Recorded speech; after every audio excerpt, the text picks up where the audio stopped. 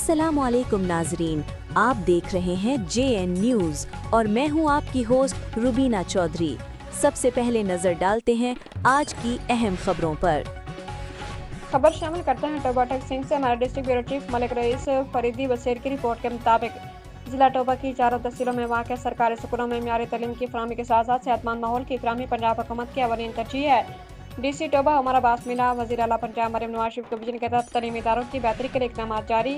इस सिलसिले में DC टोबा उमर अब्बास मिला ने government girls Latif high school Toba Tek Singh का दौरा किया। स्कूल इंतजामिया की जानिब से तालीमी सरगर्मियों और इंतजामी अमूर पर तफसीली ब्रीफिंग दी गई। डिप्टी कमिश्नर ने क्लासरूम्स का मुआयना किया और तालिबात से मुलाकात करने के साथ साथ तालीमी माहौल का भी जायजा लिया।